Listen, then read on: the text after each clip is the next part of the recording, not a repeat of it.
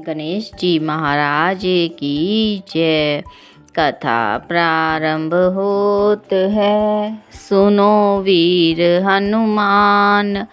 राम लखन और जानकी सदा करे कल्याण। नीलाम्बुज श्यामल कोमलांग, सीता समारोपित वाम भागम। पाणो महासायक चारुचापं, नमामि रामं रघुवंशनाथं। तमेव माता च पिता तमेव बन्धु च सखा तमेव विद्या द्रविणं तमेव सर्वं मम देव। सियावर रामचंद्र की जय। प्रिय भक्तों, आज हम रामायण के बालकांड में दोहा 237 से आगे पढ़ेंगे। जन्मु सिंधु पुनि बंधु बिषु, दीन मलिन सकलंक। रामा दीन मलिन सकलंक, सिय मुख समता पाव किमी। चंदु बापुरो रंक, सियावर राम जय जय राम। मेरे प्रभु राम जय जय राम। इस दोहे का अर्थ है, खारे समुद्र में तो इसका जन्म, फिर उसी समुद्र में उत्पन्न होने के कारण विष इसका भाई। दिन में यह मलिन रहता है, कलंकी है। बेचारा गरीब चंद्रमा सीता जी के मुख की बराबरी कैसे पा सकता है। घटई बड़ई बिरहनी दुखदाई, ग्रसहि राहु निज संधि पाई। कोक शोक प्रद पंकज द्रोही, अवगुण बहुत चंद्रमा तोही। इन चौपाइयों का अर्थ है, फिर यह घटता बढ़ता है और विरहनी स्त्रियों को दुख देने वाला है। राहु अपनी संधि में पाकर इसे ग्रस लेता है। चकवे को शोक देने वाला और कमल का वैरी है, अर्थात कमल को मुरझा देने वाला है। हे चंद्रमा, तुझ में बहुत से अवगुण हैं जो सीता जी में नहीं है। बैदेही मुख पट तर दीने, होई दोषु बड़ अनुचित कीन्हे। सिय मुख छवि विधु ब्याज बखानी, गुर पही चले निशा बड़ी जानी। अतः जानकी जी के मुख को तुझे उपमा देने में बड़ा अनुचित कर्म करने का दोष लगता है। इस प्रकार चंद्रमा के बहाने सीता जी के मुख की छवि का वर्णन करके बड़ी रात हो गई जान वे गुरु जी के पास चले।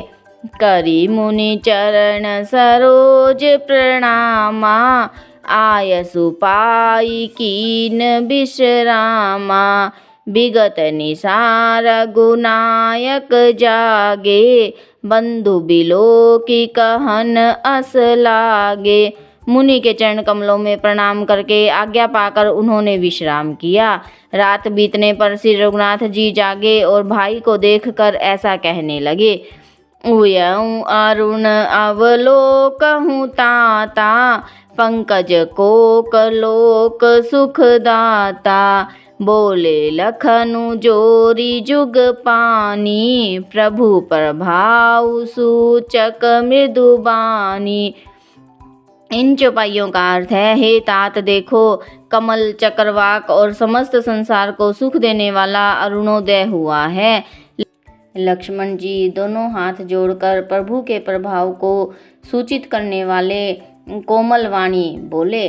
अरुणोदय सुकुचे कुमुद, उड़गन ज्योति मलिन। रामा उड़गन ज्योति मलिन, जिमि तुम्हार आगमन सुनी।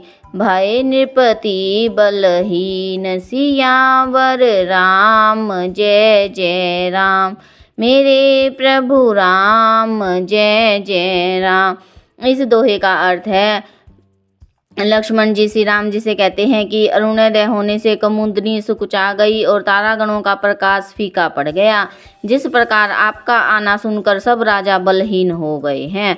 नृप सब नखत करही उजियारी, तारी न सकही चाप तम भारी।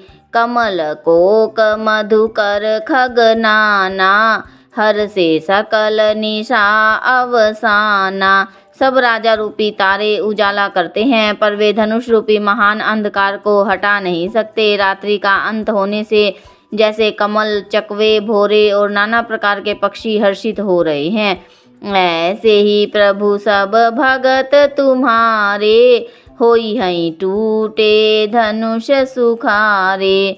उव्यऊ भानु बिनु श्रम तम नासा, दूरे नखत जगते चु प्रकाशा। इन चौपाइयों का अर्थ है, वैसे ही हे प्रभु आपके सब भक्त धनुष टूटने पर सुखी होंगे। सूर्य उदय हुआ, बिना ही परिश्रम अंधकार नष्ट हो गया, तारे छिप गए, संसार में तेज का प्रकाश हो गया। रवि निज उदय ब्याज रघुराया, प्रभु प्रताप सब निपन दिखाया। तव भुज बल महिमा उदघाटी, प्रगति धनु विघटन परिपाटी। इन चौपाइयों का अर्थ है, हे रघुनाथ जी, सूर्य ने अपने उदय के बहाने से सब राजाओं को प्रभु का प्रताप दिखलाया है। आपकी भुजाओं के बल की महिमा को उद्घाटित करने के लिए ही धनुष तोड़ने की यह पद्धति प्रकट हुई है। बंधु बचन सुनी प्रभु मुस्काने, होई सुचि सहज पुनीत नहाने। नित्य क्रिया करी गुरु पही आए, चरण सरोज सुभग सिर नाए। भाई के वचन सुनकर प्रभु मुस्काए। फिर स्वभाव से ही पवित्र श्री रामचंद्र जी ने सोच से निवृत्त होकर स्नान किया। नित्य कर्म करके वे गुरु जी के पास आए। आकर उन्होंने गुरु जी के सुंदर चरण कमलों में सिर नवाया। सतानंदु तब जनक बोलाए, कौशिक मुनि पही तुरत पठाए। जनक बिनय तिन आई सुनाई, हर्षे बोली लिए दो भाई। तब जनक जी ने सतानंद जी को बुलाया और उन्हें तुरंत ही विश्वामित्र मुनि के पास भेजा। उन्होंने आकर जनक जी को विनती सुनाई। विश्वामित्र जी ने हर्षित होकर दोनों भाइयों को बुलाया। सतानंद पद बंदी प्रभु, बैठे गुर पही जाई। रामा बैठे गुर पही जाई, चलहूँ तात मुनि कहूँ तब, पठवा जनक बोलाई। सियावर राम जय जय राम, मेरे प्रभु राम जय जय राम। सतानंद जी के चरणों की वंदना करके प्रभु श्री राम जी गुरु के पास जा बैठे। तब मुनि ने कहा, हे तात चलो, जनक जी ने बुलाया है। यहाँ हमारा मास प्रायण 8वां विश्राम पूरा होता है। कल हम नवा प्रायण दूसरा विश्राम से आगे पढ़ेंगे। बोलो श्यावर रामचंद्र की जय। कथा विसर्जन होत है, सुनो वीर हनुमान।